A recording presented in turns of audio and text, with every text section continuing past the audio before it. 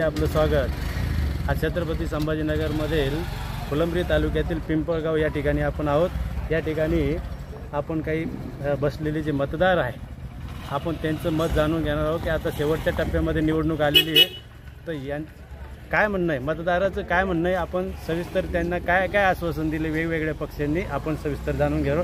तर आपल्याकडे हे बाबा आहे, काय बाबा काय वाटतं आता शेवटच्या निवडणूक? शेवटच्या निवडणुकीत आम्ही जरांगे पाटलावरच भरोसा ठेवला भाऊ। बर, जरांगे पाटील सांगेलच आम्हाला। 14 महिने त्या माणसानं उपोषण केलं मराठी समाजासाठी, लेकरांसाठी मराठ्याच्या। आणि ह्या फडणवीसना 17 जाती घातल्या पण मराठ्याला आरक्षण नाही दिलं। आमची तळमळ आहे, आम्हाला मराठ्याला आरक्षण द्यायला पाहिजे।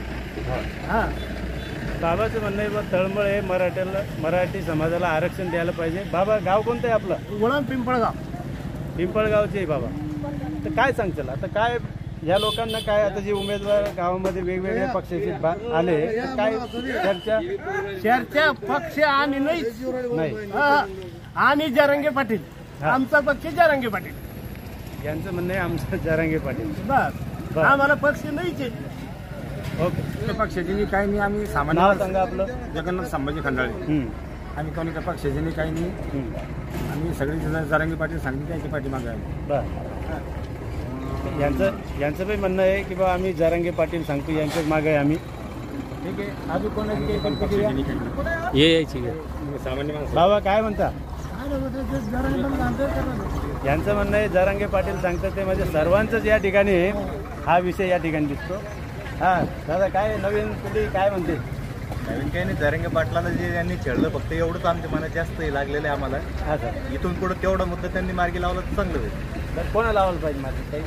आता ज्यांचं सरकार येईल त्यांनी कोणीही येऊ द्या, भाजप येऊ किंवा काँग्रेस येऊ, तर त्यांचं याच्यावरती बोलायला कोणीच तयार नाही आज।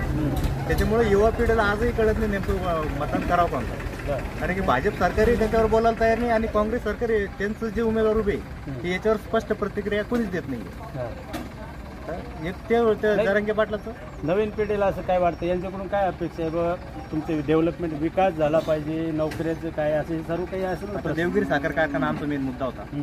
आतापर्यंत जे भाजप सरकार होतं नानाचं, त्यांनी त्याच्यावरती समजा देवगिरी साखर कारखाना चालू करायसाठी त्यांनी आतापर्यंत प्रयत्न करायला पाहिजे, तसं काही दिसलंच नाही। चला आपलं नाव सांगा? मी जुबेरी नामदार पिंपळगाववरून राहणार। माझा प्रश्न आहे की शेतकऱ्यावर आहे। सरकारला मला हे म्हणणं आहे का बा सरकारने, भाजप सरकारने 7,000 हमी भाव देतो म्हणे आम्ही सोयाबीनला, तर सोयाबीन आज आमची सोयाबीन 3,3233 विकू राहिली। तर मला सरकारला तुम्ही हमी भाव देत्या 5,100 रुपये हमी भाव देत्या आणि शेतकऱ्याचा भाव, शेतकऱ्याचा माल खरेदी करता 3,200 सोयाबीन। मग हे सरकार तसं मला थेट सवाल आहे तर सरकार याच्यावर काहीतरी सांगावं किंवा तुम्ही 5100 रुपये हमी भाव देत्या सोयाबीनला आणि ती सोयाबीन आमच्याकडून व्यापारी खरेदी करतो 3200-3300 रुपये आणि कापसाची हमी भाव आम्हाला 6,000 शेतकरी कापूस विकू 6,000 आमचा खर्चही पण होत नाही। एकरी आमचा 25,000 रुपये खर्च आहे कापसाला आणि इनमिन 30,000 रुपये कापूस 5,000 रुपये शेतकरी काय करावं? घरचं रोज बाजारहाटचं पैसे बी येत नाही आम्हाला। काय वाटतं आता तुम्हाला याच्यामध्ये? आता ठीक आहे, मग शेतकऱ्याला भाव नाही, रोजगार नाही, तर काय पण सरकारने याच्यात काहीतरी बदल करायचा विचार आहे? मग सरकार आम्ही बदल करू सरकारवर। आता या सरकारने आश्वासन दिले आम्हाला, आम्ही भाव नाही दिलं, आता पुढचे सरकार आम्ही डिपेंड पाहू, पुढचे सरकार भरोसा करू नाही दिला त्याचा बी पाहू। आणि सर्वात पाहिजे मुद्दा आमचा ज्वलनशील मुद्दा तेव्हा मराठा बांधवाला आम्हाला आरक्षण भेटलं पाहिजे। तो जरांगे पाटलाचं म्हणणे, जरांगे पाटील सर्व समाजाला घेऊन जातात। तर सर्वात पहिले मराठा या सरकारने, येणाऱ्या सरकारनं सर्वात पहिले मराठा समाजाचा प्रश्न तोडगा काढावा का बाई यांना मराठा आरक्षणाला ओबीसी 50%च्या आत सगळ्यात पहिले आरक्षण द्यावं, हे आमचं म्हणणं आहे। तुम्ही आता पेपर वाचत काय वेगवेगळे मॅनिफेस्टोचे वेगवेगळ्या पक्षांचे, कोणत्या पक्षांचं आवडलं? पक्ष काय आता सगळ्यात जे मॅनिफेस्टो होतं पण अंमलात नाही, जाहीरनामा वेगवेगळे आश्वासन दिले, आता काय सगळं आश्वासन दिले पण सगळ्या अंमलात येत नाही ना। पण जाहीरनामा सगळं घोषित करते पण अंमलात करत नाही। बरोबर, ठीक आहे। यांचं म्हणणं आहे बा मालाला भाव पाहिजे आणि जरांगे पाटील जे म्हणतात त्याला आमचा पाठिंबा आहे, त्यांनी आरक्षण दिलं पाहिजे असं सुद्धा यांचं म्हणणं आहे। बाबा नाव सांगा? माझं नाव श्रीराम पाटील लगड, पिंपळगाव। पिंपळगावचे काय आता हे उमेदवार वेगवेगळ्या पक्षाचे काय आश्वासन, काही समस्या, काही तुमच्या काही अडचणी? आता इलेक्शन तर चालू आहे, 5 वर्षाला हे चालूच राहतं. बरं. जो आला तो सांगतो की आम्ही हे करू ते करू हे करू ते करू, ते काम मतदान घेते आणि मोकळे होऊन जाते. पण आता ग्रामीण भागामध्ये पुढे रस्ते नाहीये, शेतात जायला रस्ते नाही, फक्त ते मोठा रस्ता सोडला की नंतर की गड्डेच गड्डे सगळ्या रस्त्याला. कोण व्यवस्थित पाण्याचे सुद्धा प्रश्न सुटलेले नाही. ते अशा पद्धतीनं खूप त्रास आहे. हा, मालाचं काय, मालाचं भावाचं काय? मालाचं भावाचं काय सगळं उलटच आहे. आता 1 साल 12,000 रुपये कापूस शिकला होता, 3 वर्ष झाली.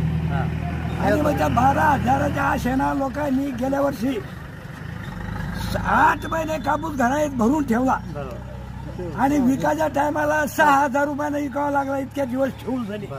हे का ठेवलं आम्ही? आशामारीच ठेवलं ना. हा, आता या वर्षी का होत नाही. आता सुरुवातीला 5.5-6 कापूस विकला आणि आता थोडस वाढलं, 7 झाला. मग हे पहिलं जर 10 क्विंटल एखाद्या माणसानं विकला असेल सुरुवातीला, तर त्याचे पैसे किती आता गेले? 6,000 जर विकला तर 1,000 रुपये त्याचे गेले किती आज. बरोबर. आमचे शिवशाहीच्या न्यूजला त्यामार्फत काय सांगणार, संदेश काय देणार आहे तुम्ही सरकारला? मला एवढा संदेश द्यायचा आहे की बा, जर शेतकऱ्याच्या बाबतीत जर कोणी हे घेतच नाही, दखल घेतच नाही, तर मग ते काय कामाचं? या शेतकरी वर्ग हा गरीब झालेला आहे. तो रात्रंदिवस कष्ट करतो, पिका आणतो, परंतु पात्रात पडल्यानंतर त्याला भाव मिळत नाही आणि त्याच्यामुळे ही सगळी लाचारी पत्करावं लागते. बरं, या आमच्या समाजाला आरक्षण नसल्यामुळं आमच्या शिकलेल्या पोराला सुद्धा शेतीचंच कामं करावं लागू राहिले. आता ते कामाचं तसं करते ना, आपलं स्वतःच राहिलं काम करायचं, परंतु या समाजाला आरक्षण नसल्यामुळं पुढं कोणी या गावातलं 5 माणसं कोणी नोकरीला गेले नाही आणि त्यांच्यामुळं दुसरं प्रभाव पडला नाही इतर लोकांवर सुद्धा. आता ते काही लोकांचे पोरायचे तर लग्न थांबलेले, हा, मुली मिळाल्या त्यांना. परिस्थिती बिकट असल्यामुळं कसे पोर देतील? आज देश काही चालला कुणीकडे कोण्या मार्गाने, हा शेतकरी चालला कोण्या मार्गाने, याला मुली द्यायला सुद्धा लोक टाळतात.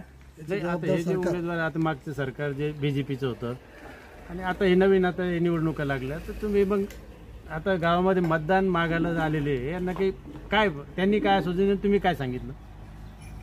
काही कोणा सुसंदेल नाही. आता काल मी ते सभा ऐकली मोदी साहेबाची, तर सभेमध्ये काय होतं म्हणजे काहीच नाही.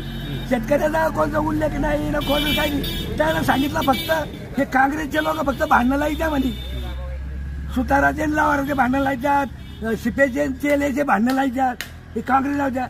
आता हे कोण एक माणूस भांडत नाही. या खेड्या गावामध्ये एक प्रकार नाही, एक कोणतं एक केस नाही अशी. आणि हे कसं काय काही सांगायच्या लोकांना हे मतदारासाठी सांगू राहिले ना. मग हे असं नाही व्हायला पाहिजे. आता आम्ही सुद्धा भाजपला मतदान केलेलं माग, पण काय केलं आमच्यासाठी त्याने? काय त्या 2,000 रुपये येणार ज्याच्या नुसतं. आता तुम्हाला सांगितलं की बा 10 क्विंटल मागे किती पैसे गेले आमचे.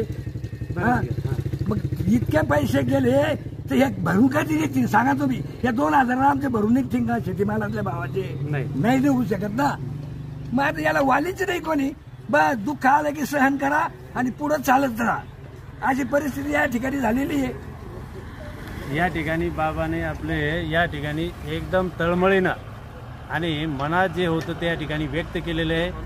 शिवशाही न्यूजशी बोलताना तुमचं धन्यवाद. शिवशाही न्यूज कोलंबी, नमस्कार.